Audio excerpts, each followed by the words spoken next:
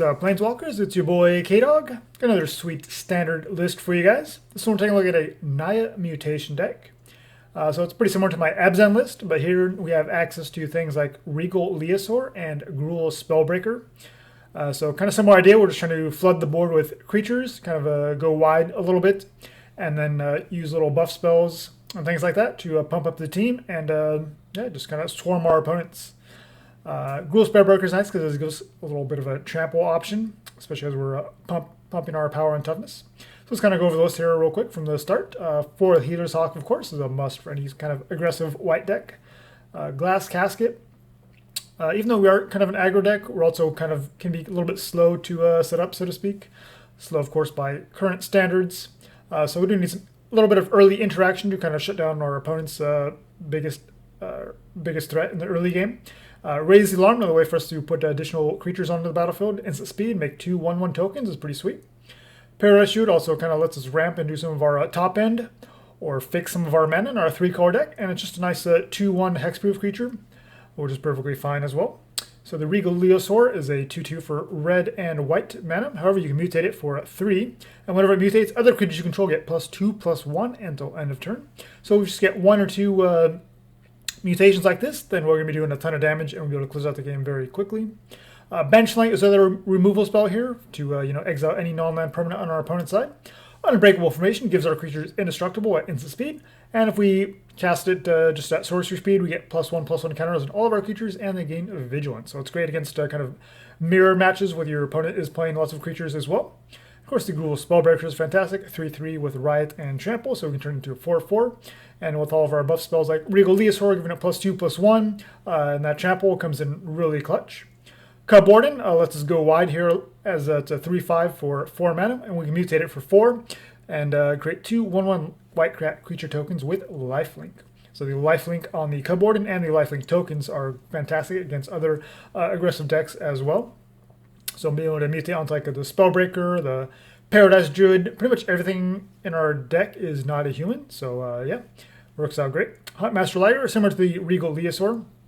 However, when it's a 3/4 for 4. However, when it mutates, other creatures you control get +X/+X, where X is the number of times this creature has mutated. So this can get exponentially more powerful if you just keep mutating onto it.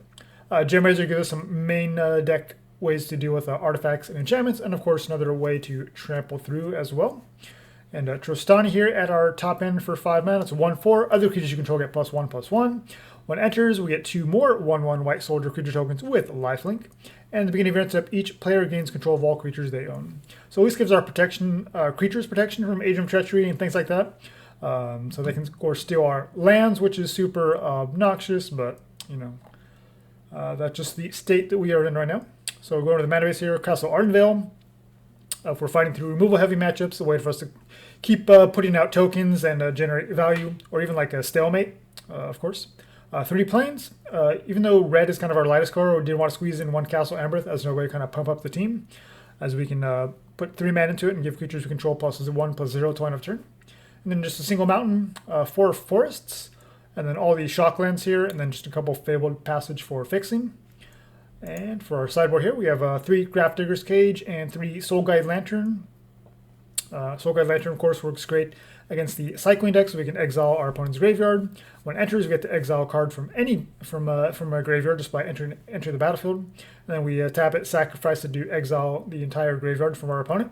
So it works great against any escape creatures, Uro, Croxa, things like that. And of course, cycling and anything else like that, Nethroi. Similar shenanigans. And Grafdigger's Cage, pretty similar, but also shuts down like the Luca sacrificing tokens shenanigans.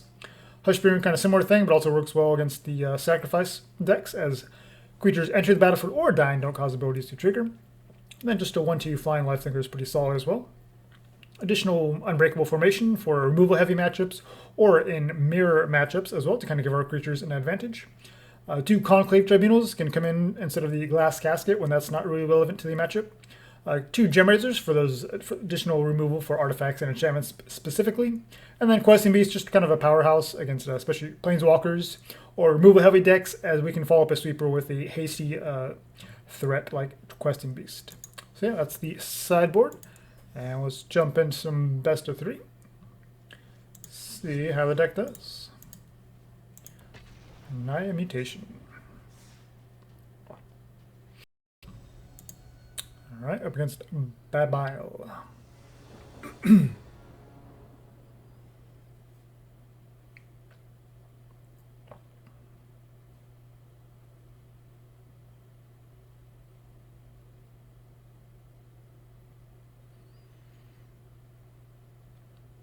It's like Arena just keeps getting slower and slower all the time.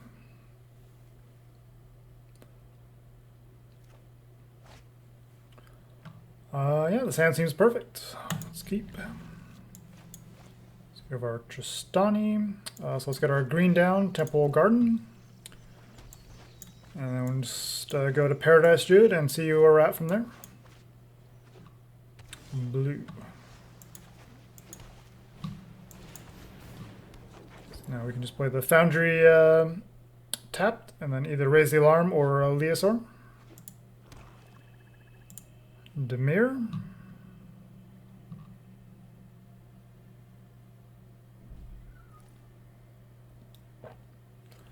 So we got Thought Erasure? Nope. Vampires. Okay.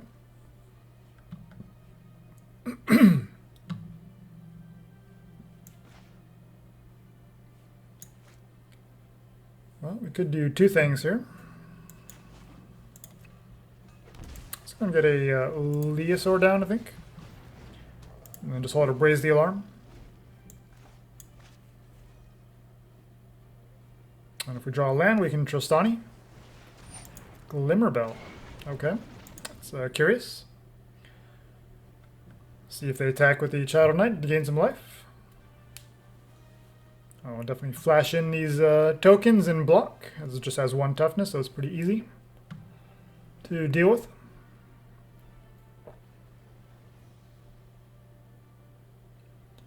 And if they don't attack in, I'm happy with that as well. So they just have one blue open, and they do nothing. Oh, the Liger is pretty interesting here.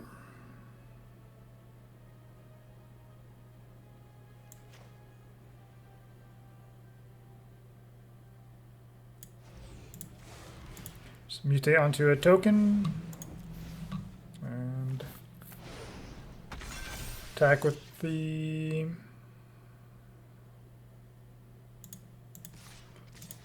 everything but the Druid. Show them we are the aggressor here.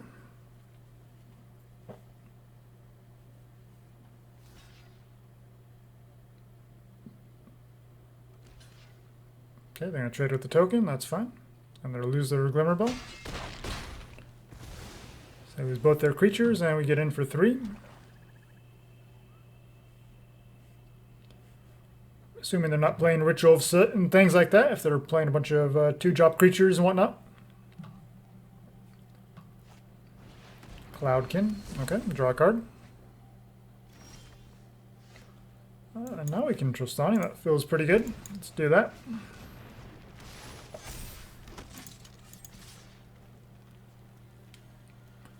So yeah, we're in pretty good shape right here. Don't have to be aware of sweepers, but Tristani, of course, will live, and so will the Liger at least.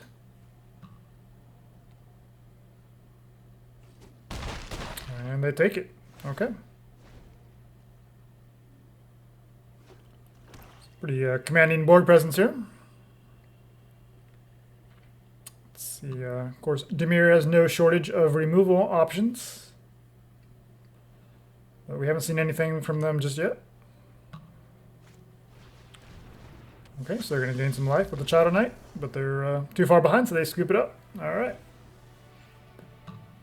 So very creature-oriented build. So Gemrazer's okay for the trample, but maybe we'll take it out for this Questing Beast. Got through all the things they were doing, especially if they're bringing in more removal.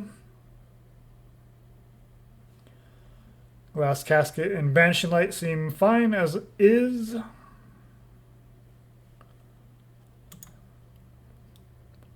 I think we'll just kind of keep our sideboarding to a minimum. When in doubt, just less is more for sideboarding. And then we'll see if we can get a better feel for what they're up to. up against Wittiel of the Wild.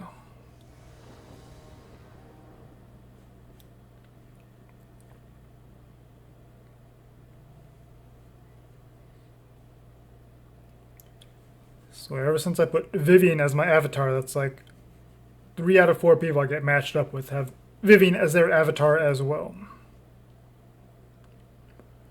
Alright, well we have all 3 colors. We have the removal, the Paradise Druid, so yeah, seems pretty solid.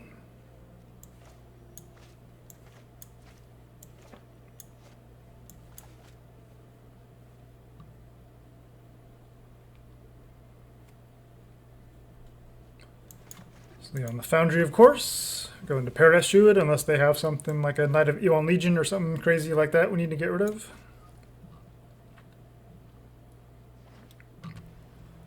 Plains into a Charmed Stray. Okay, so just a mono white life gain. So we have an answer for a Pridemate.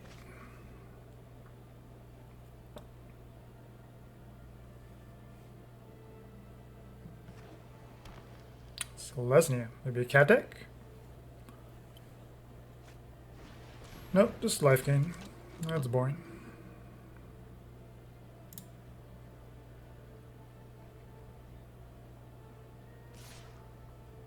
Okay, so they are a decent Magic player. They knew we would not block with Paradise Druid.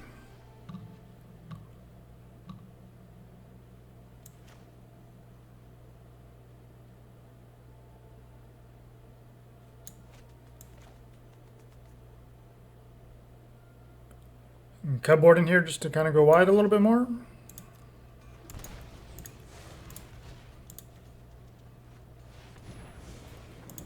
It does open up our Druid to some removal, but these Lifekin decks are just all about just trying to get a bunch of value and grow a huge Pridemate. So I think it's fine to take that chance here. Of course, they do run Banishing Lights and things like that still.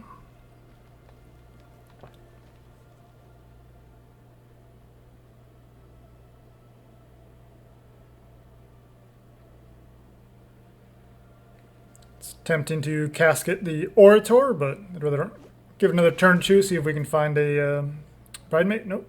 So I just got the Great Horn. And go find another Plains, I assume. I got a 3/4 lifelinker. It's not bad.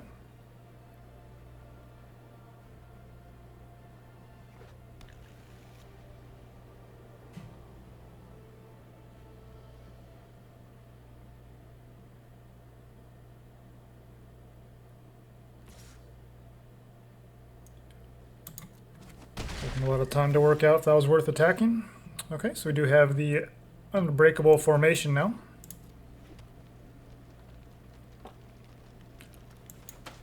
It's probably safe to casket here.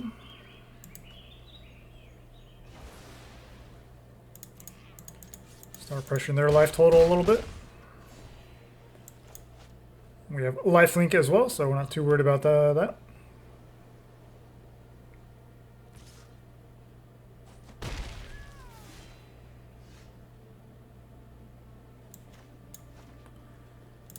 Alright, we'll just flash and raise the alarm, and then next turn probably just Unbreakable Formation, see how much damage we can push across.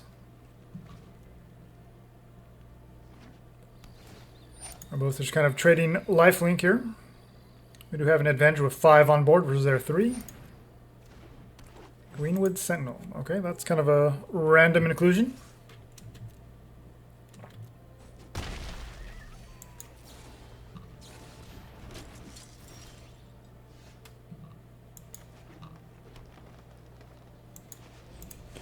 Alright, let's mutate. Make some more tokens. 35 is better than a 2/4. The power toughness boost. Do we just go for the Unbreakable Formation as well?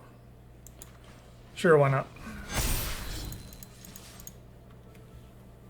It's quite a bit of damage there. Actually, is that lethal? 1, 2, 3, 4, 5, 6 times 4 is 24. Yep, that is lethal. Oh, wait, never mind. Of course, I was counting these two, which we just made, of course, from mutating. everything had vigilance there, just kind of lost track. A little greedy, can't blame me with a board state like that. Okay, so we're gonna mutate, put a counter. They could attack in for 4 in the air, go up to 10, but we have more than lethal coming back at them, so not the best move. They're going for it. Okay, 3 mana open and 1 card in hand. Curious. It was just suicide there.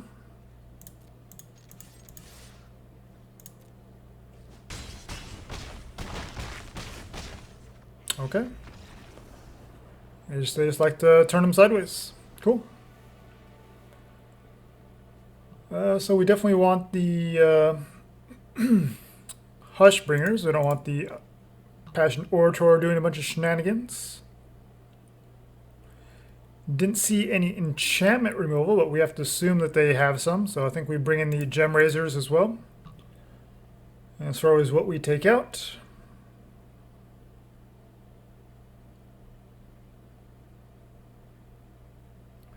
we just drop to raise the alarm and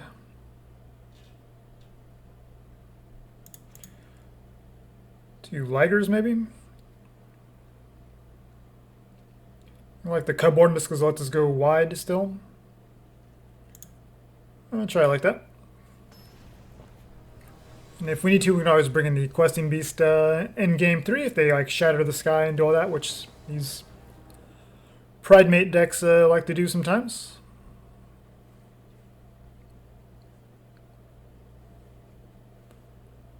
Which is a little bit weird because, you know, you're playing a bunch of creatures and then you're playing main deck Shatter the Sky, Sweeper stuff.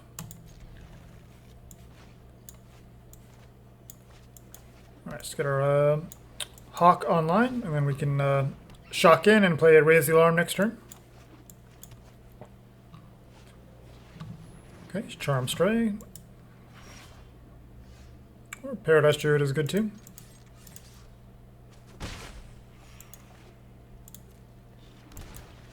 Let's go with the Druid, it'll give us more options for next turn.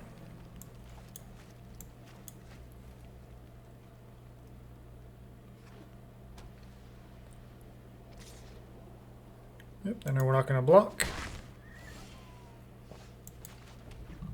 Do nothing. And we Cubwarden the Healer's Hawk, that's pretty tempting.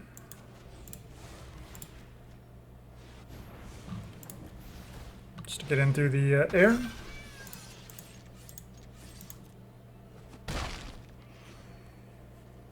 The lifelink is a little bit redundant, but we haven't seen a Hawk from them yet. They could just be running the Charm Stray instead, as their 1-drop.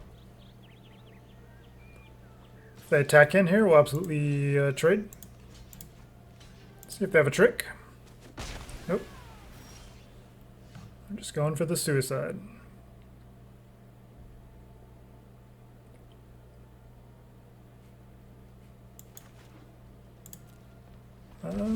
We have an extra one in hand, so let's go for the mutate on the Cubwarden. Make some more tokens. Let's just swing all. They could be holding up some removal, so let's save these two. We're not under a ton of pressure to add more to the board at this point.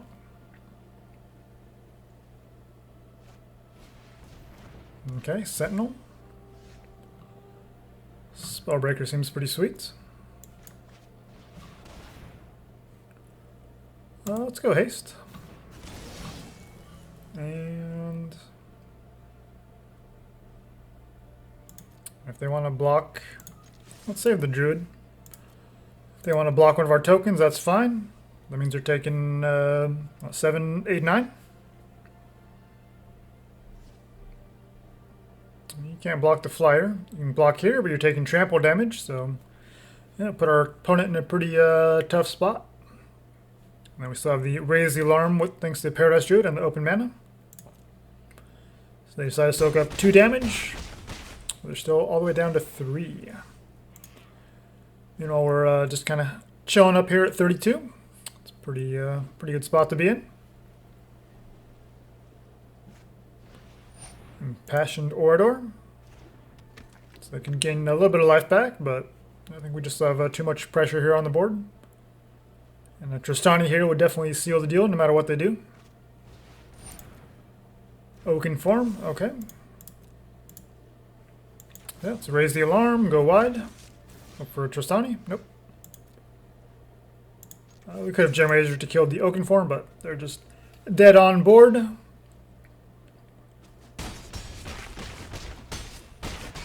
-8, we'll take it. Alright, it's a pretty sweet match.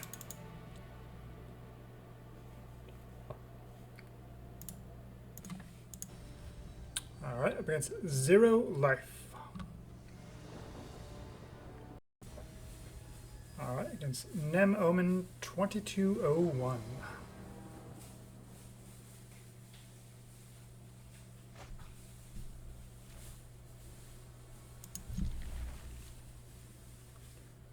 It's a little sketchy, but we'll keep it.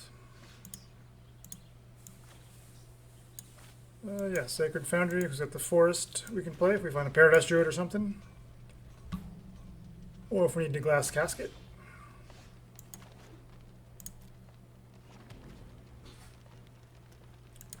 Some double white for the Cubwarden, but otherwise we're drawing lands. That's not terrible.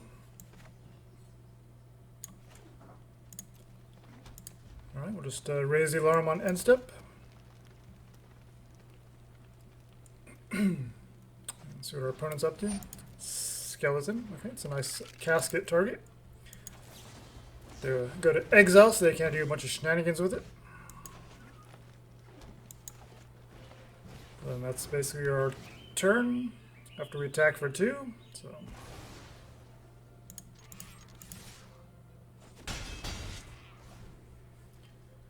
pretty awkward start so far, but we do have some nice tools here to catch up. Another one. 2 toughness is definitely putting in work against us, but we can Liger next turn. Or Banishing Light just to get rid of it permanently. Just go ahead and put a Liger down. Swing for 5. I block the 3, take 2.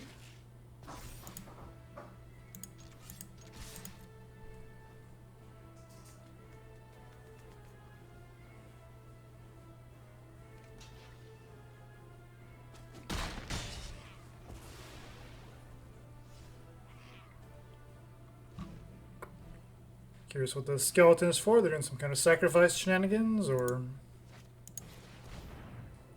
mind rots. It's always a powerful card to play. We don't have white, do we? Well, we'll just play it out as a 3/5. Hopefully we can mutate onto it later.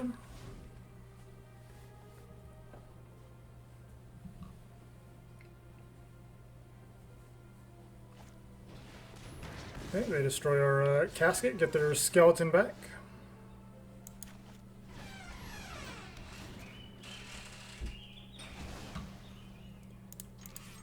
And the Shuffler Gods were on our side, gave us another one right away.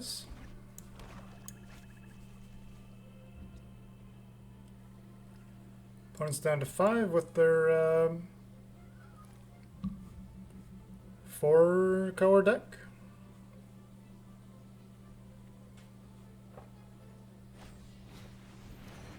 Okay, they gain some life. Put the skeleton back in their hand. Let's see here. 3 plus 4 is 7, and 3 is 10. Alright, should be game over.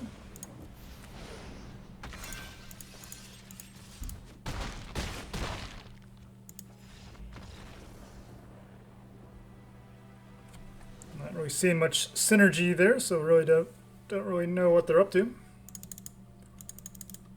And they pack it in. Alright, well I think I'm just going to wrap it up right there, guys. Yeah, so it's a pretty sweet deck how you can just really swarm people and just go really big and wide really fast and close out the games kind of quickly. So yeah, Mutation is still a fun mechanic to play around with. I haven't really seen too many Naya builds, so something I wanted to put together and play around with. So thanks for watching, guys, and we'll see you in the next one. All right, take care.